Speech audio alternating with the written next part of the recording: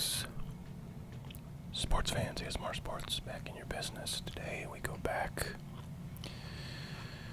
to a time when things were more simple. There was only a handful of sets for any particular sport. Cards were probably like $1 to $2 per pack. There was no serial numbers. Oh man, this has like tape on it, I think.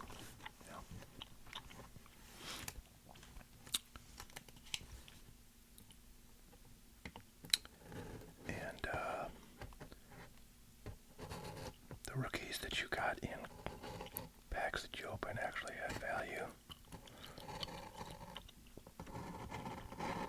And base cards of veterans were just as desirable.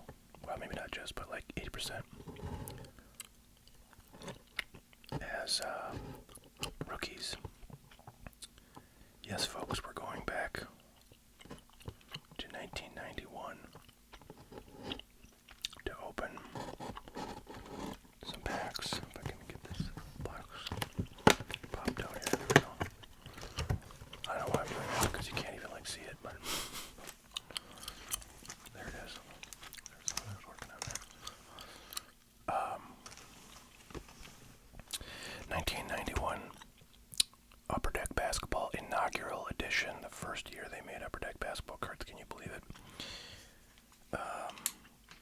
This box, let's see, it has a sticker price of $75 at my local antique mall, which I really got to get out and do a video on with my new camera.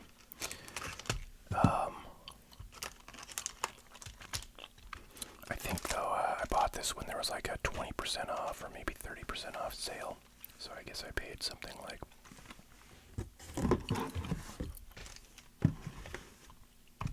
time for some calculator ASMR. Probably paid about $60 for that. I feel like that's still too expensive, but who knows?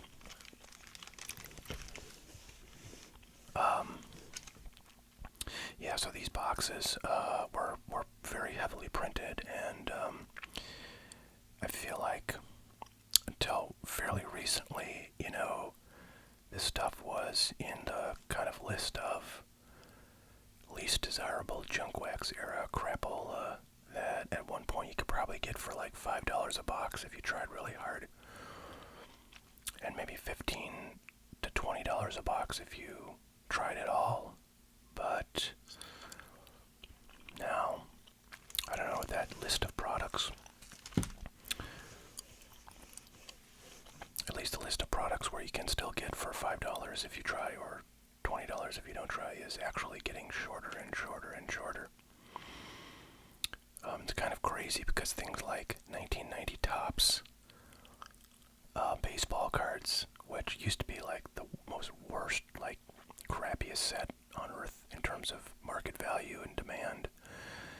Now those boxes are like $50 or $60 a piece, mostly because people think you can get the rare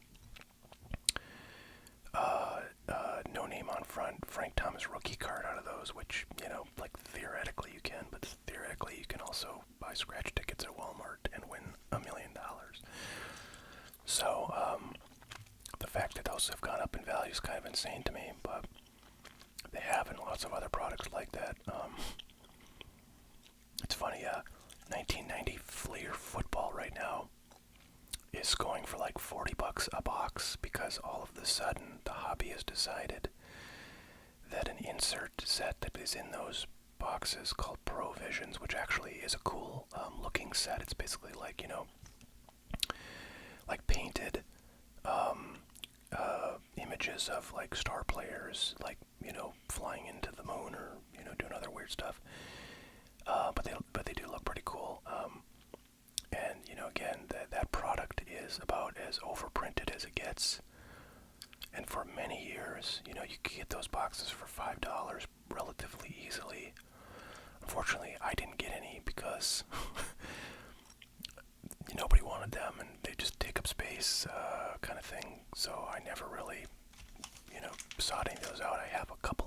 just because I've bought, like large lots of unopened wax boxes, and they've been in there amongst many others.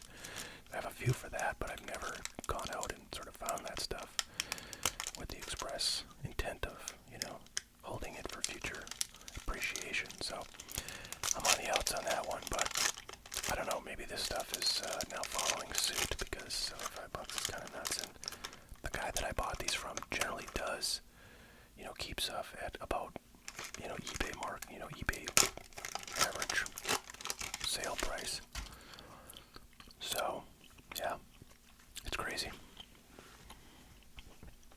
Meanwhile, I think like the modern market continues to, for sports cards continues to suck. And a lot of things are going down, down, down. But, I don't know.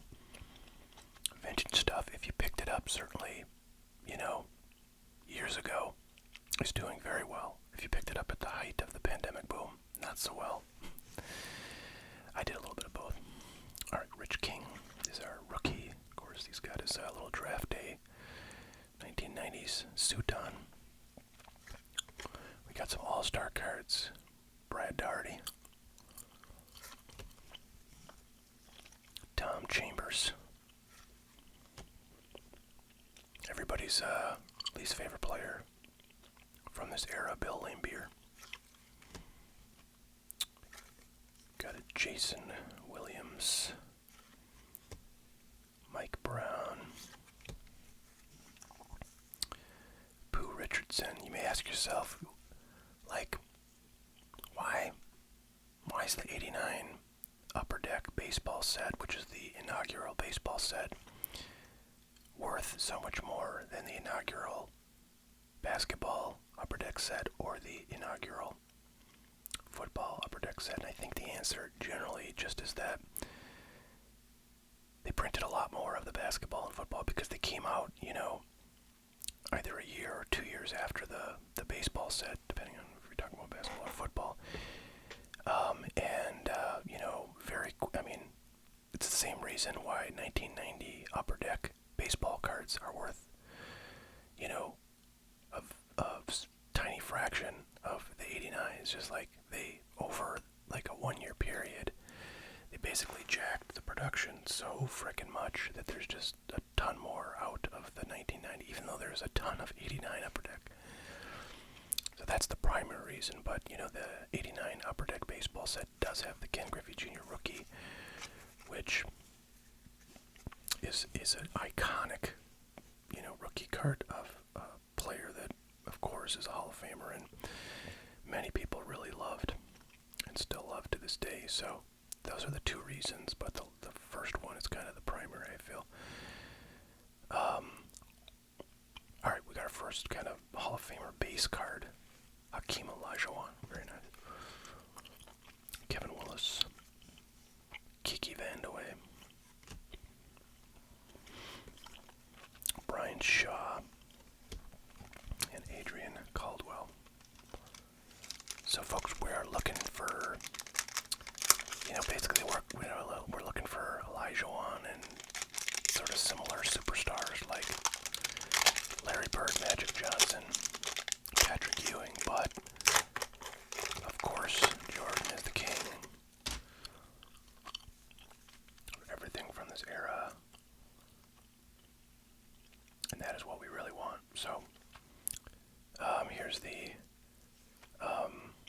checklist card of Dominique Wilkins. All-Star card, Kevin Duckworth. Checklist card of Hakeem. Andre Turner. Jeff Martin. Mike Brown. Steve Alford. Mitch Richmond. Great player from back then. Fred Roberts. Darrell Walker. Blair Rasmussen and Joe Glass.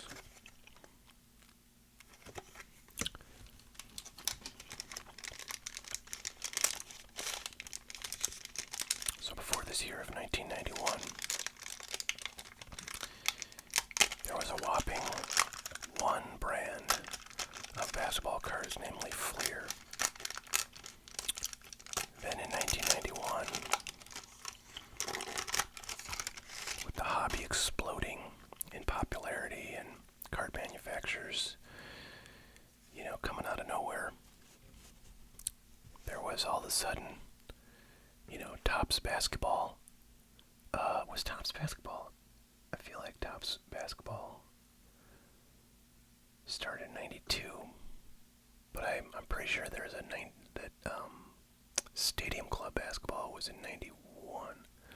I might be hallucinating. Might have been '92 for all of that, but basically Upper Deck kicked it off with their set in '91, and then after that there was just a ton of stuff.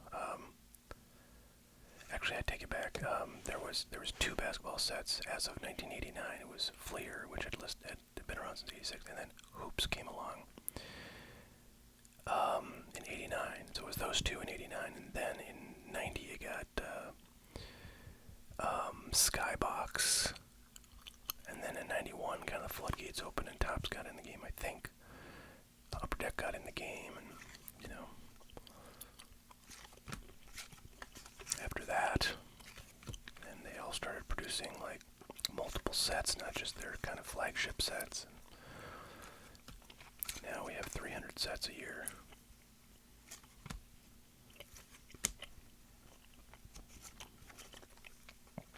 This will be your daily reminder of my new Pokemon softly spoken ASMR channel over at Poke Relaxing, link in the description.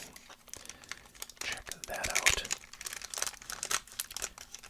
When I have a moment, I'm going to do a video on that channel about sort of compare and contrast the sports card industry or not the industry necessarily, but sports cards as a product versus Pokemon products, and kind of what the advantages and disadvantages of collecting both of those in relation to the other are. So that might be of interest to you. If you're a sports card person, there's Larry Bird base card, very nice. Actually, that's really nicely centered. Would you ever grade such a thing? I don't know. I mean, I have to imagine in a PSA 10. Well, in a PSA 10, honestly, a friggin' 91 Fleer Common probably has, a fair amount of value, $20 or something. So, a star card in any set as a PSA 10 probably has enough of a value that maybe it's worth grading a card like that if you really can't find a single flaw on it, although I feel if I looked closely I probably could. Gary Grant, Dennis Rodman, all-time defensive great. Ken Norman, oh baby. MJ, this card has almost no value, but I don't care, it's Jordan, it's getting a sleeve, baby. We did get a Jordan finally. I'm not sure, I probably will just open this one other pack here and leave it be and try like the dickens to sell some of these packs on my site, hotcardboard.com. Thanks to those who have ordered recently. It always brings a tear of joy to my eye when I see a new order come in, so thank you to those who have done that. Charles Jones, Tim McCormick, Derek Coleman, so he was a rookie in 1990. And a big deal rookie at that. Sam Vincent, Vern Fleming, Spud Webb,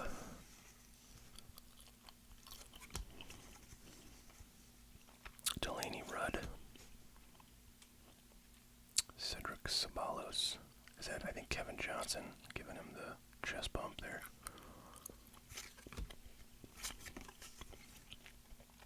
Blue Edwards.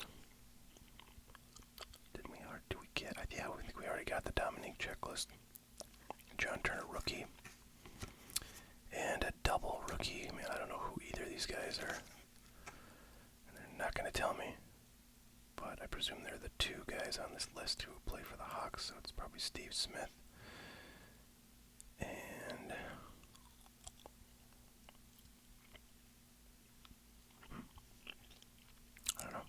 else that doesn't appear on this list.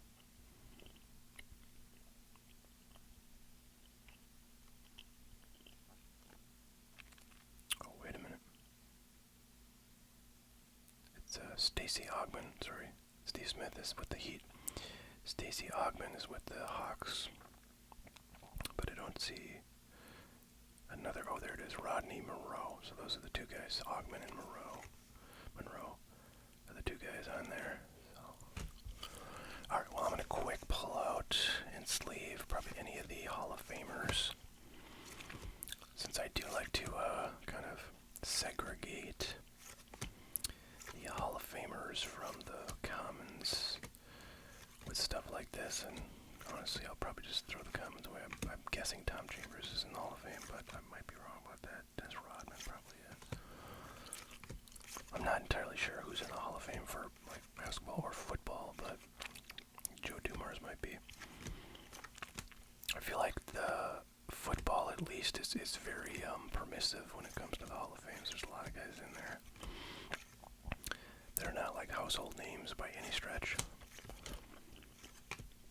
And so a lot of those guys I might not have heard of. So I don't know, I'm really kind of focusing on the A-list Hall of Famers, we'll say that. Guys that are recognizable. Like Hakeem. Like Dominique. Actually, maybe I feel like he's got to be in the Hall of Fame. He's got to be.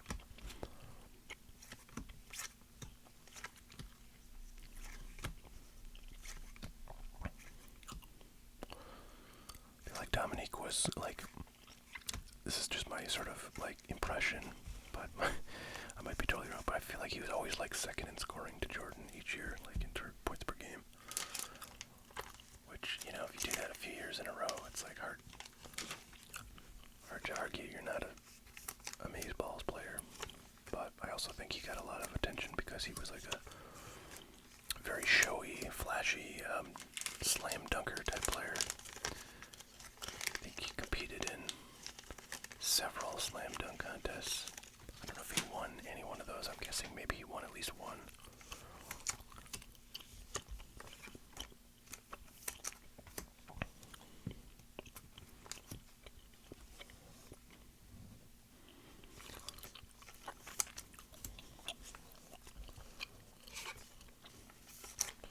Alright, well there you have it. 1991, 92. Inaugural edition Upper Deck basketball cards. What could be better? Actually, quite a lot of things could be better, but that's what we've got, so we're gonna enjoy it. Hope you guys had a good time. Hope everybody's doing well out there, enjoying your life as best as possible. And if not, all you need to do is order some sports cards from hotcardboard.com, and you will be. Thanks so much for watching, everybody. We'll catch you all next time. Until then, have a great one. Bye now.